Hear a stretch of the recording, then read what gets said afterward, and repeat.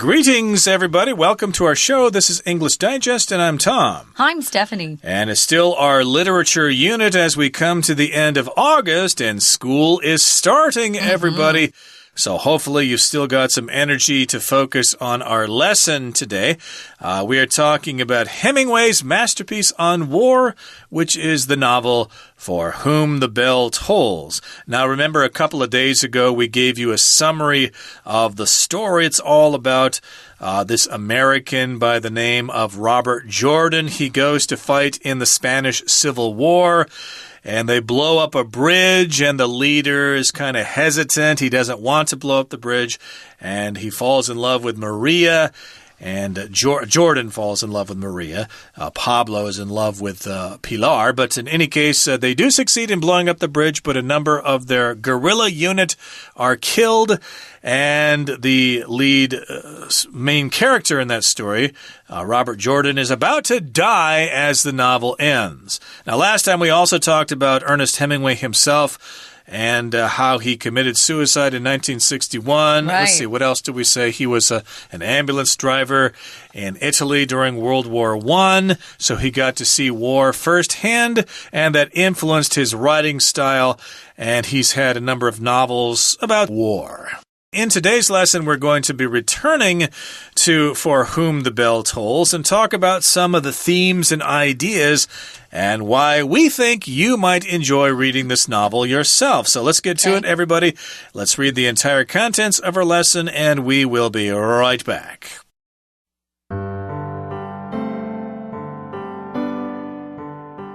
Many of the themes in For Whom the Bell Tolls deal with the brutal realities people face during wartime. Each character in the novel, in one way or another, loses their innocence.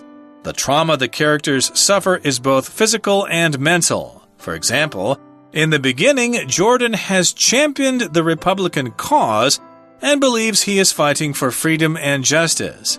Yet by the end, he has become cynical about war.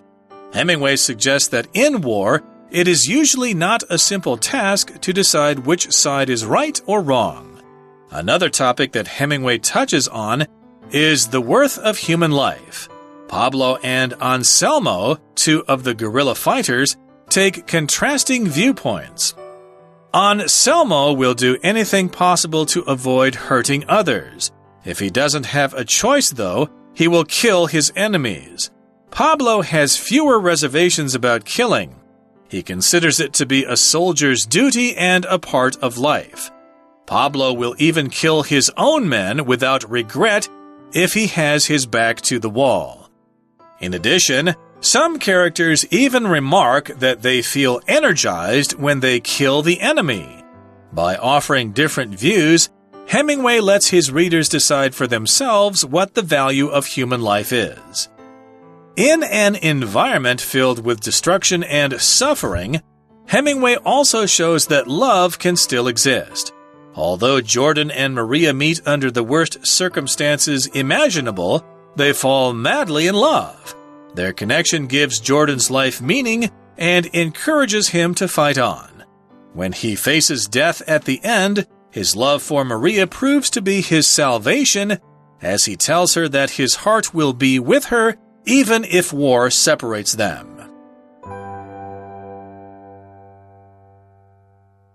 Okay, guys, we're going to be talking about some of the themes, some of the messages in Hemingway's book, For Whom the Bell Tolls, as we always do in day 3 of our literature unit.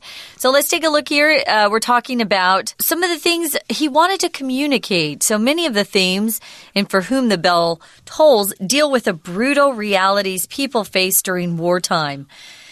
I know when I was growing up, it seemed like the movies made war seem like it was kind of romantic and, there are a lot of heroes. And then as I got older, we started seeing more pictures of what war was really like coming in. For example, the Vietnam War, that was the first war where reporters would go over with cameras and take pictures of what was going on. And people could see how awful it was. and people started demonstrating against war. So when you're talking about the brutal realities of war, you're talking about how it really is and how it affects people, especially those young soldiers that go over and have to kill people, how it then impacts the rest of their lives.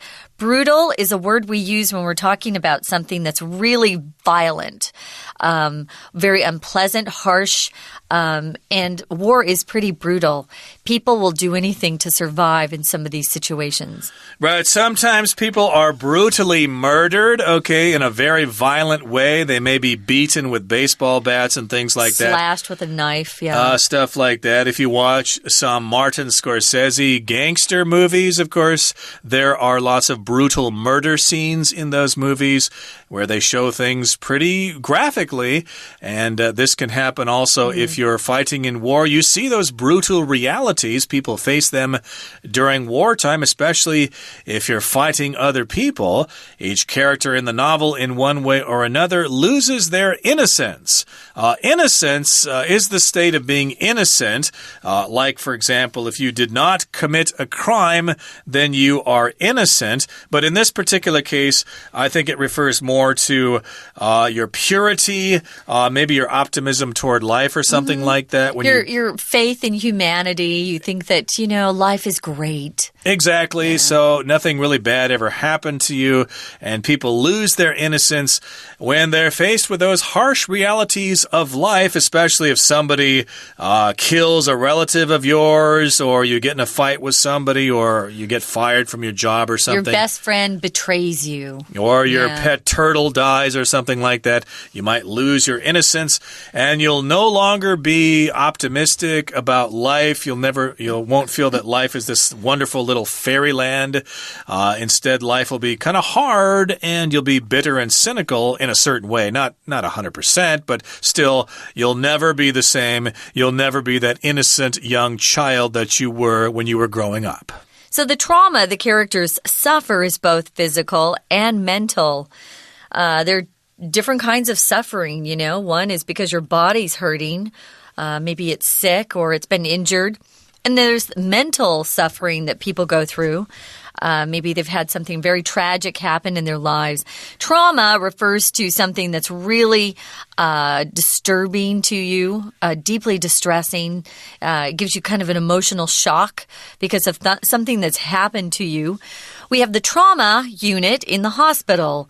That's kind of the emergency room. But those doctors are specially trained to deal with trauma patients who have been shot, stabbed, something awful has happened to them. That's a trauma unit in the hospital. Now, some of the things that happen to them are examples here. For example, in the beginning, Jordan has championed the Republican cause and believes he is fighting for freedom and justice. Those are two good things. Who doesn't believe in freedom and justice? Those are great. If you champion something, champion a person or a cause, it means you support them, you're behind them, you back them. And a cause is just their motive for what they're doing. That's their reason they exist, their cause. Right, so their cause or their reason for fighting was probably because they wanted free elections or something like that. They didn't want to be living in a dictatorship or something like that. So he thought, yes, we're fighting for freedom and for justice. Of course, we all want justice. If somebody commits a crime, we want them to be punished. We want them to be caught by the police and thrown in jail and maybe executed for their crime. That is justice. Sometimes the world does not have justice. People commit crimes on other people, and they get away with it. They bribe the judges or something, or they're a friend of the judge, and they don't get punished. And so, in that sense, there isn't any justice in the world. But hey, he's a hopeless optimist here. He thinks that we can achieve freedom and justice in the world. So, yes, he believes they are fighting for something that is right. Yet by the end, he becomes really cynical. If you're cynical, it's kind of a really tough attitude or feeling to have. If you're cynical, you just don't believe anyone is being honest, that they're all out there for their own self-interest. Everyone's selfish. and you just don't believe in humanity anymore. That people don't do the right thing or are kind because they just care, because they're good people. You feel like everybody's out for themselves. So it's kind of it's a depressing state of mind for sure. He's become cynical about war. War doesn't accomplish anything. People are out there for themselves. You know, maybe a government has motivations that have nothing to do with freedom and justice. In fact, they're trying to get their hands on that country's money. Who knows? So Hemingway suggests that in war, it is usually not a simple task to decide which side is right or wrong. And I know, at least back then, America at least always felt like we were on the right side. We were the good guys. We weren't the bad guys. But he is there to tell you, well, it's not that simple. Exactly. So, yeah, in the case of the USA, sometimes some people say, well, if America's fighting, it must be for the right cause. But sometimes, of course, we think that, well, no, maybe not. Maybe we need to ask these questions. You know, are they doing the right thing or are they doing the wrong thing? So, yes, he suggests that when we're in a war, it's not so simple to decide who is right and who is wrong. So maybe, who knows, maybe Kim Jong-un in North Korea is right after all. Who knows? I doubt it. We doubt that, yeah, but I guess he's saying that we should question that or something. He's killed like that. too many of his family members. Yeah, that's a hard argument to make that he's actually good, but you know, I can get the idea of what I'm saying. That's an example. Kind of an example. But in any case, moving on to the next paragraph, well, let's say we move on to that in just a couple of seconds. I would rather take a break right now and turn things over to the Chinese teacher. Hello， 大家好，欢迎收听 English Digest， 我是 Trevor。今天我们要阅读的文章是 Unit16 文学单元的第3天课程。在今天的课程中，我们将会阅读到小说《战地钟声》想要探讨的一些议题。首先，文章的第一段提到，小说描述了战争中的残酷现实，而小说中的每个角色都在生理或心理方面受到创伤。我们看到这一段的第4句 For example, in the beginning,Jordan has championed the Republican cause and believes he is fighting for freedom and justice. 例如，刚开始，乔丹拥护共和国的理想，并相信他是为自由与正义而战。本句有2个字跟我们平常学的用法比较不一样。第一个字是 champion， 通常是当名词用，冠军的意思。而在本句，它是做动词用，意思是 to publicly support,or defend an aim or a belief, such as the rights of a group of people, 也就是支持、拥护、捍卫的意思。例如 The politician has championed the legalization of same-sex marriage for years. 这名政治人物已支持同性婚姻的立法好几年。另外一个字是 cause， 当动词时是引起、造成的意思。当名词时是原因、起因的意思。本句的 cause 是做名词用，意思是 an aim, belief, or organization that a group of people support or fight for, 也就是目标、理想、事业的意思。例如 World peace is the cause that organization has been championed. 世界和平是那个组织一直在支持的理想。We're going to take a quick break. Stay tuned. We'll be right back.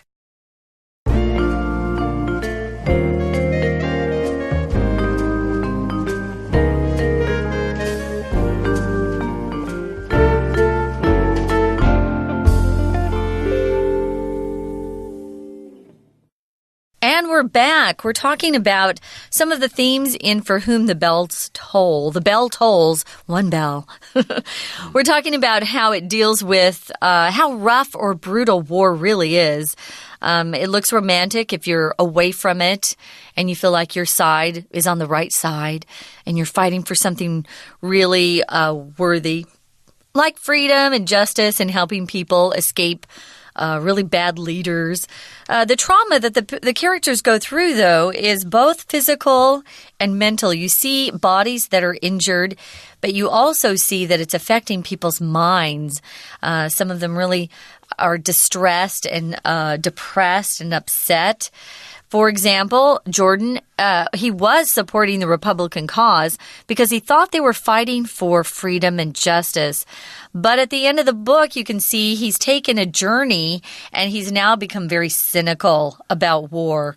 And he just believes that people are all out for their own self goals. They're all just very selfish. And it's kind of sad that he gets to that point. So Hemingway suggests that in war, it's really not as simple as just saying, oh, this is the good guy and this is the bad guy. We like to talk about the good guys and the bad guys in America. The bad guys have the black hats and the good guys have the white hats. There you go. So for a lot of people, it's black and white, but he's kind of telling us to sort of question that is not necessarily the case. Yeah. And another topic that Hemingway touches on is the worth of human life. Is it valuable or is it something you can throw away? Can humans be squashed like cockroaches without people being too sad about that? Well, Pablo and Anselmo, two of the guerrilla fighters, take contrasting viewpoints. We did talk about Pablo. He's the leader of these guerrilla fighters. We did not mention Anselmo before, but he's a member of the guerrilla fighters. And they have contrasting viewpoints. If something contrasts as a verb, they are the opposites, okay? You could have different colors contrasting with other colors. Oh, this green color contrasts with red. They don't match their opposite colors, and so you don't want to have them together. So they have contrasting viewpoints. They have extreme viewpoints, you could say. Yeah, different viewpoints, very different from each other. Anselmo will do anything possible to avoid hurting others. If he doesn't have a choice, though, and sometimes you don't, if you're a soldier fighting for your country, you have to do what your commander or leader tells you.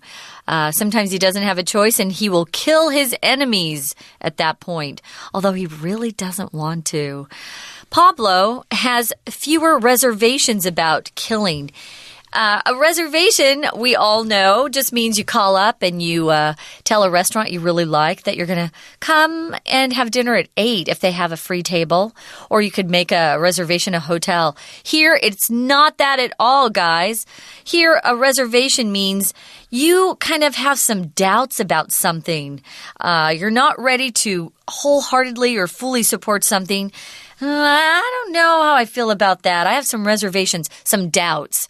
So he has fewer doubts about killing, which means it doesn't bother Pablo as much to kill someone as it does Anselmo. Yes, Anselmo thinks that, yeah, we should only kill people unless we absolutely have to. Yeah. But Pablo says, I don't care. Human beings are just like mosquitoes. You can swat them and I won't feel any regret. It's a soldier's duty. It's a part of life. Killing, life and death, it's a part of life. Get over it. Quit being such a hopeless optimist and learn to be bitter and cynical like me. And Pablo will even kill his own men without regret if he has his back to the wall. If you have regret, that means you feel sorry about something that you did or something that happened. So, yes, if he had to, if his back were to the wall, if they were pushing him and if it was his life versus theirs, he would gladly kill them. He would not have any regret. He would say, well, I killed you, but that's the way it is. I don't feel sorry about that. Yeah. You deserved it. He considered it to be, or he considers it to be, a soldier's duty and part of life. Pablo will even kill his own men. They're on his side, and he's still willing to kill his own men without regret. If you have regrets, and here regret can be countable and non-count. So it's kind of tough. Here we're using it in a non-countable way, just talking about an attitude, an overwhelming attitude. You can have a regret, you can have regrets, or you can be without regret at all, which means, I don't really feel sad about something. Now, if you regret something, you do feel sad. You feel disappointed. You feel like maybe you failed to do something. You wish you'd taken advantage of an opportunity and you didn't. But he says, yeah, if I have to kill my own men, oh well, it's okay. He won't regret it or feel sad about it. If he has his back to the wall. This phrase someone's back to the wall means they really don't have a choice. There's no other, choice for them at all. They have to do it. So, if you're, for example, I always procrastinated on writing papers in college. So I'd wait until like 2 days before and then I'd write for 15, 20 hours. But if your back is to the wall, it means you can't do anything else. You must do what's right in front of you. You can't turn away. So my back was always to the wall, but I got my paper done in time. Yes, if you're cornered like some animals, they will fight back and they will fight to the death.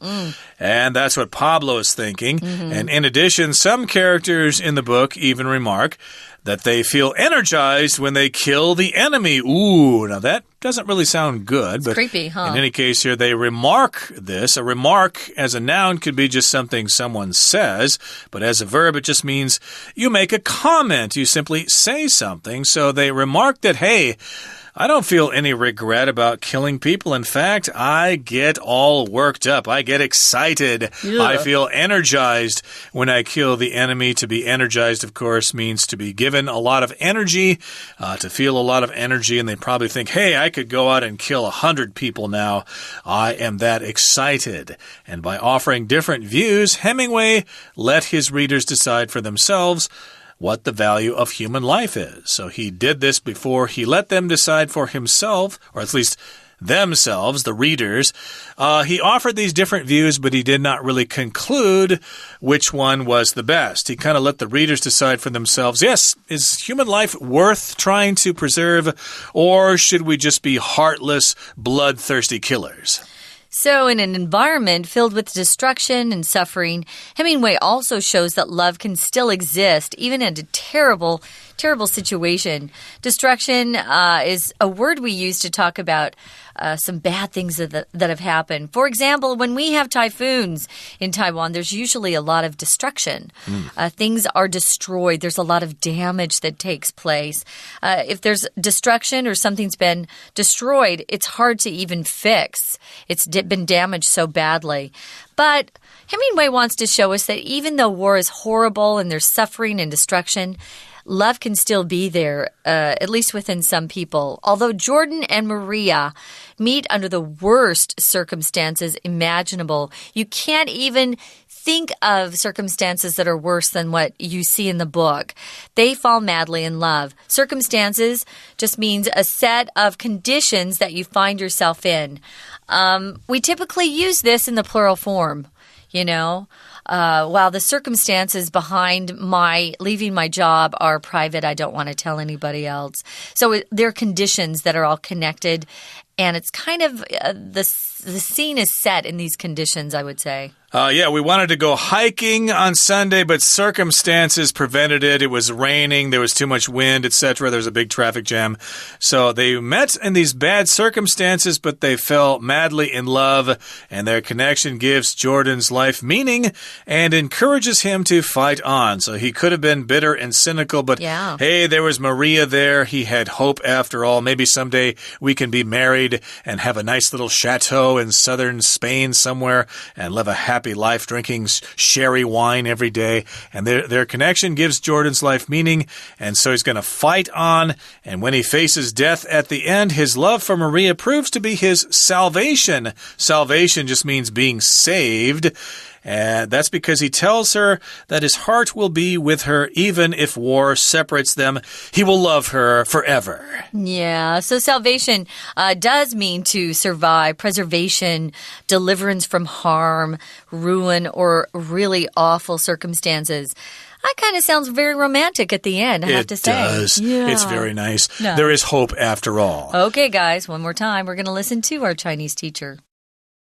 文章的第二段提到，小说要探讨的另一个主题就是人命的价值。我们看到第二段的第6句 ，He considers it to be a soldier's duty and a part of life。他把杀人视为军人的职责与人生的一部分。动词 consider 在本句是认为的意思。Consider A to be B 是认为 A 是 B 的意思。To be 可以省略，而 B 可以是名词或形容词。表示认为 A 是 B 的句型还有 see, view, regard, take A as B, look on 或 upon。Think of refer to A as B。例如 Lisa thinks of Susan as her best friend。丽莎认为苏珊是她最好的朋友。另外 consider 也有考虑的意思，后面接名词、动名词或 that 名词子句。例如 The businessman is considering buying an apartment instead of renting one。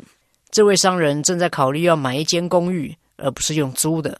我们接着看到这一段的第7句 Pablo will even kill his own man without regret if he has his back to the wall。 如果被逼得走投无路，帕布罗甚至会毫不后悔地杀自己的手下。这句有一个片语 has one's back to the wall。 back 在这个片语中是名词，背部的意思。照字面上看起来就是将背部靠向墙壁。那什么时候会将背部靠向墙壁呢？就是指被逼得走投无路的时候了。